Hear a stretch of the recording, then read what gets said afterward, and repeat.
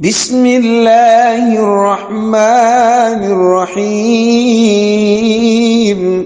Jina la Mulungu wa chifundo chambiri wa chisoni. Hal ataka hadithul ghashiyah. Ndi yakudzera iwe mtumiki Muhammad sallallahu alaihi wasallama nkhani ya kiyama imene idzaphimba anthu ndi zoopsa zake. Wujuhun yawma idhin khashi'ah. Kope tsiku limenelo zidzakhala zonyozeka. Amilatun nasibah. Kugwira ntchito yotopetsa kwambiri. Tasla naran hamiyah.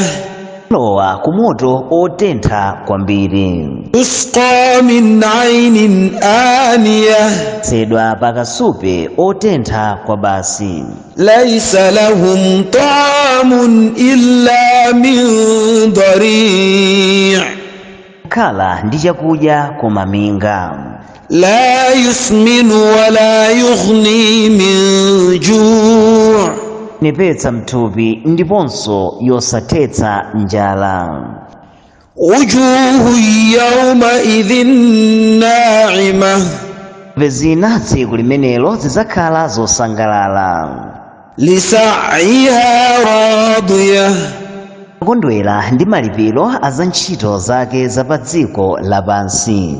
Fi jannatin 'aliyah. Minda yapamwamba ya janna. La tasma'u fiha laghiyah.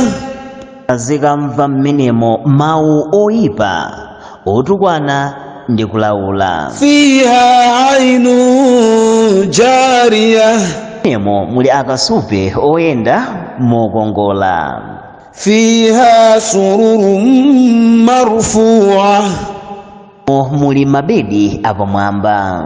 Wa akwabun mawdu'ah. Khozo ikidwa bwino pamaso pawo. Wa namariqu masfufa. Samilo yoikidwa bwino ndi mizere. Wa zarabiyu mabthutha. Phansa za mtengo wapatali kapeti yoyalidwa ponseponse.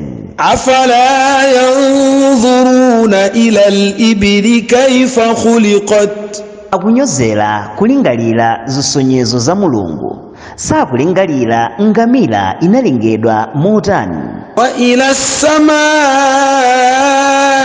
as-samaa'i kayfa rufi'at. Intambo limene akaliona nthawi zonse mmene lidatulukiridwa kutali popanda mzati. Wa ila al-jibali kayfa nusibat. Bili momwe adakhazikitsidwa molimba. Wa ila al-ardi kayfa sutihat. Aka momwe idayalidwira. Fadhakkir innama anta mudhakkir. Si kumbutsa anthu ndithu iwe ndiwe mkumbutsi. Lasta alayhim bimusaitir. We okakamiza anthu kuti akhulupirire ndi kuwapondereza. Illa man tawalla wa kafar. Koma amene anyoza ndi kukanira ulaliki wako. Fayu'adhibuhu Allahu al-'adhab al-akbar.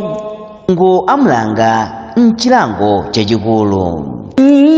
Inna ilayna iyabahum.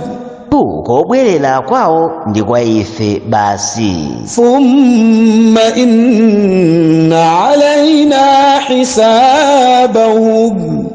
Ndipo ndithu kuwerengedwa kwawo kuli kwa ife.